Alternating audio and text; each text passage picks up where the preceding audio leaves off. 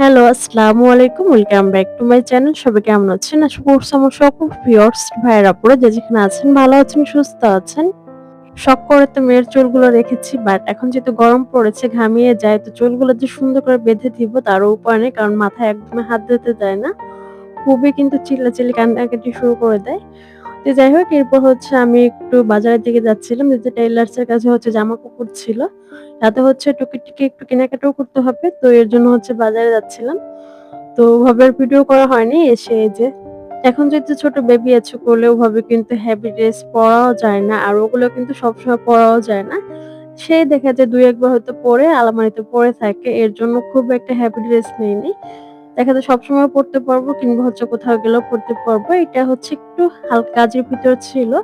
হালকা একটু কাজ ছিল, ওনাতে ভালোই কাজ ছিল। তো যাই হোক, এরপর এই ড্রেসটা আমার কাছে খুব ভালো লেগেছে। মানে কালারটা আমার কাছে বেশ পছন্দ হয়েছে। এটা হচ্ছে ব্লক প্রিন্টের ভিতরে। তো এটা দেখার সাথে, সাথে আমার পছন্দ হয়ে গিয়েছে কালারটার জন্য শুধু। তো এই টাইপের হচ্ছে হালকা কয়েকটি ড্রেস নিয়েছি। এগুলো দেখা যায় সবসময় পড়তে পারবো। তো এর জন্য এগুলো নেওয়া হয়েছে। ঈদের জন্য এক্সট্রা করে আর এখন হেভি ড্রেস এখনো নেওয়া হয়নি। আর ওড়নাটা বেশ কিন্তু সুন্দর। সাইড ডাবল টাসেল লাগানো আছে। বেশ কিন্তু সুন্দর, এই ড্রেসটা আমার কাছে অনেক পছন্দ হয়েছে। তো এই তো টুকিটাকি ছিল আমার ঈদের জামাকাপড়। আপনাদের সাথে একটু শেয়ার করলাম। আর সাথে হচ্ছে আরেকটা ছিল লোনের এটা। তো এটাও বেশ সুন্দর। তো সবসময় পরার জন্য খুবই কিন্তু কমফোর্টেবল এই ড্রেসটা ছিল। তো এগুলো হচ্ছে টেইলার্স এ ছিল, এগুলো নিয়ে আসলাম। আর আয়াত আয়ানের জন্য ওদের কেনাকাটা হচ্ছে ঢাকা থেকে ওর আব্বু করে নিয়ে আসবে। এর জন্য আমি এখানে কিছু কেনাকাটা করে নিই। তো এখানে যে সাথে আরো কিছু টুকিটাকি প্রয়োজন ছিল, আয়াতপুরের দুধ, হুইল পাউডার, দেন একটু টুকিটাকি মসলা এগুলো। আর দেখলাম আদা একটু সস্তা ছিল। অনেক সময় দেখা যেত আদার কেজি ২০০-২৫০ এই টাইপের। এখন দেখলাম খুবই কিন্তু রিজনেবল। তো ১ কেজির মতো নিয়ে আসলাম, যেহেতু সামনে ঈদ আছে, তো প্রয়োজন পড়বে মসলাপাতির। আর বোম্বাই মরিচ দেখলাম, মানে ঝাল মরিচগুলো এত সুন্দর লাগতেছিল বাজারে যখন রাখা হয়েছিল। তো এগুলো না নেওয়ার পারলাম না। অবশ্যভাবে তো ঝাল খেতে পারি না অত বেশি। তো তারপর ৪-৫ টার মতো নিয়ে আসলাম, একটু ভালো লাগে এজন্য। সাথে এখানে টমেটো ছিল, কাঁচামরিচ, বেগুন, মানে বিভিন্ন রকমের সবজি নিয়ে আসছিলাম। তো এগুলো দিয়ে হচ্ছে এখন মানে নামিয়ে রেখে দিচ্ছি, ফ্রিজে রেখে দিব। আর মরিচগুলো দেখেন, এগুলো দিয়ে যদি ঝালমুড়ি মাখিয়ে খাই, মানে ইফতারের সময় খেতে কিন্তু খুবই ভালো লাগবে। ঢাকা বসে কিন্তু আগে, মানে ঢাকা বসে আয়নের স্কুলে যেতাম, তখন কিন্তু ভাবিদের সাথে বসে বোম্বাই মরিচ দিয়ে ঝালমুড়ি খেতাম। তো সেটাই হচ্ছে এখন মনে পড়ল। আর আজকে হচ্ছে অনেকদিন পরে, মানে গ্রামে আসার পরে মনে হয় এই যে ফার্স্ট টাইম হচ্ছে আমি ভুনা খিচুড়ি করছি। মানে খুবই খেতে ইচ্ছে করতেছিল। একে তো গরম, বৃষ্টির কোনো দেখাই নেই। তারপর হুট করে হচ্ছে আমার খিচুড়ি খেতে ইচ্ছা করলো। আগে দেখা যেত মাসে ২-১ বার খাওয়া হতো। আমার যেহেতু ভুনা খিচুড়িটা বেশ পছন্দের। তো এখন খুবই করা হয় না, একদমই করা হয় না। তো অনেকদিন পরে ইফতারিতে ভাবলাম ঝটপট করে হচ্ছে একটু খিচুড়ি রান্না করে ফেলি। প্রত্যেকদিন দেখা যেত ভাজা-পোড়া খেয়েই থাকি, তো একঘেয়েমি লেগে যায়।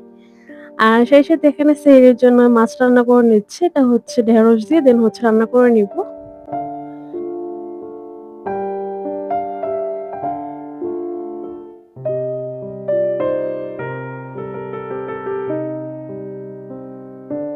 তো ঢেঁড়সটা হচ্ছে একটু ভেজে নিয়ে এখন ঝোল এড করে দেন হচ্ছে মাছগুলো এড করে দিয়েছি। এটাই হচ্ছে সেহরির খাবার। বেশি রান্না করলে দেখা যায় ফেলানো যায়।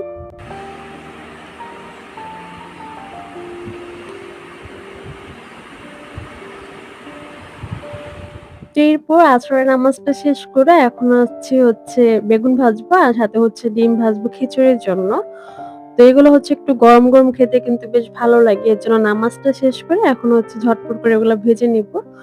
তো মরিচ, পেঁয়াজ একসাথে ভালো করে মিক্স করে লবণ দিয়ে এখন হচ্ছে এখানে ডিম দিয়ে দিচ্ছি। তো ডিমগুলো মোটামুটি অনেকটাই বড় ছিল। তো ডিম ভেজে নিবো। সাথে হচ্ছে বেগুন ভাজা, খিচুড়ির সাথে ডিম ভাজা কিংবা বেগুন ভাজা, ভর্তা বিভিন্ন রকম। এগুলো দিয়ে খেতে কিন্তু খুবই ভালো লাগে।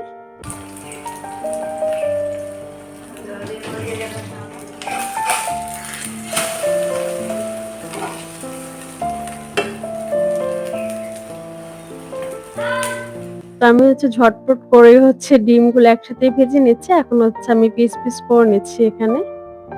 তো দেখতে, দেখতে কিন্তু একদম রোজার শেষের দিকে আর কিন্তু এরকম এই ইফতারি, সেহরি বানানোও হবে না, খাওয়া হবে না। এবছরের রমজান মাসটা কিন্তু খুবই তাড়াতাড়ি চলে গিয়েছে অন্য বছরের তুলনায়। মানে শুরু হতে না হতে কিন্তু শেষ হয়ে গেল চোখের পলকে মনে হয়। তো যাই হোক এরপর এই যে ডিমগুলো ভেজে নিয়েছি। এখন এই যে বেগুনগুলো ভেজে নিচ্ছি একটু মরিচের গুঁড়ো, হলুদ গুঁড়ো, লবণ দিয়ে ভালো করে মিক্স করে নিয়েছিলাম। এখন একটু হালকা তেল দিয়ে দেন ভেজে নিচ্ছি।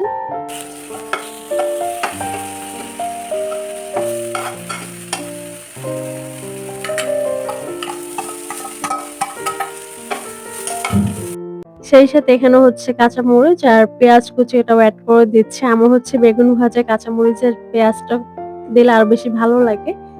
এর জন্য এই ২ টা জিনিস এড করে থাকি পরে আবার।